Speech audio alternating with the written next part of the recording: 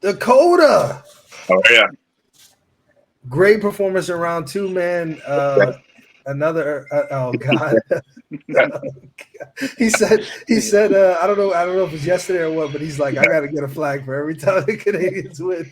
You guys are Absolutely. everywhere. Congratulations, man. Listen, I'm happy for my fellow continent men ish, whatever we want to call it. I'm happy for you guys. Congratulations, of course. And your performance is incredible, right? We see Riley in round one.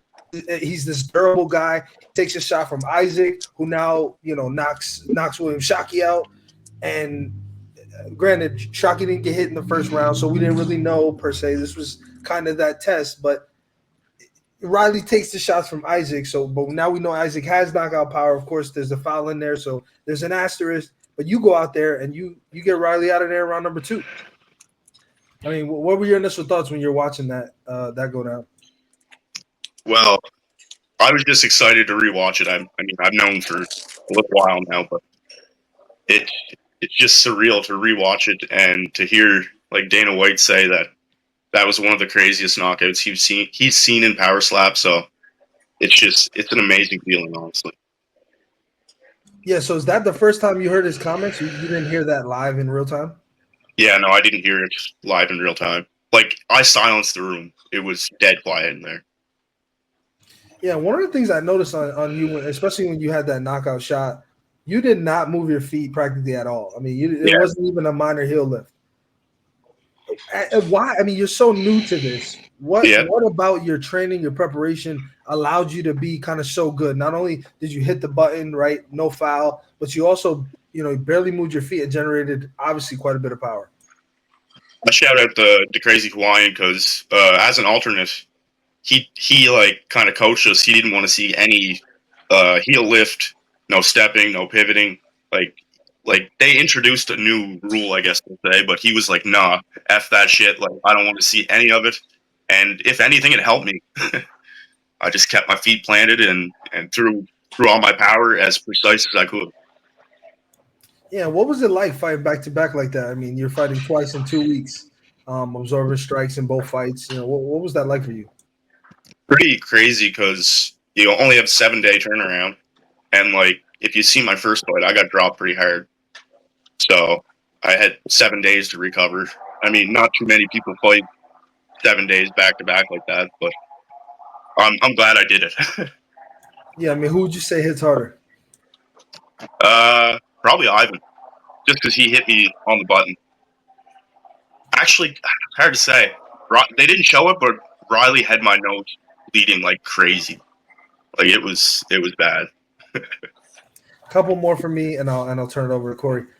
Is it difficult? You talked about it on the show, and I think most people have sort of a soft spot for Riley. I mean, how could you not?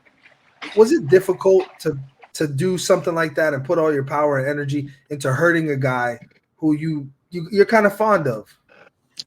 Well, after you get hit, the feelings kind of go away, just for a minute or two, I guess we'll say. But when I knocked him out and he didn't get up nearly as fast as Ivan did, like he was out for, I'm gonna say, 3 minutes at least, maybe five. And I got concerned. Like I knelt down, said a prayer. They didn't say, or they didn't show that either. But I, and what's crazy too is like the night before our fight, we were in the house reading his Bible together. So like I don't know, I just really connected with that guy, and I felt bad, like potentially really hurting him because like you seen his face leading into the fight too, but he was yeah Yeah, he had a nice shiner. And the yeah last one from me, you have this visible kind of, I'll call it a shake, but I'm not saying that you're yeah. shake, but you're like you're just kind of jittering when you're up there getting ready to absorb a strike.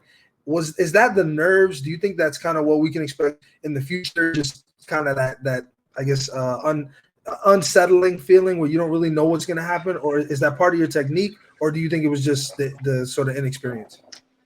I think the anxiety takes over a little bit because I'm not scared to get hit by any means, or I wouldn't be here, right? But I didn't think I was jittery at all, but yeah, it just comes out, I guess.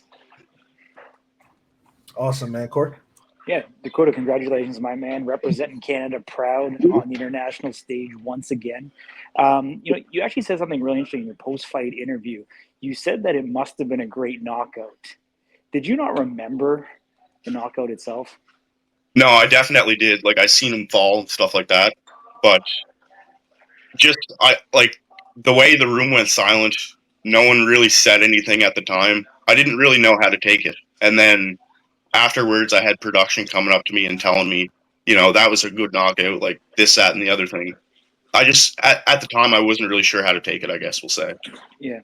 You had a little bit of extra context to it that Riley was down for 3 to 5 minutes.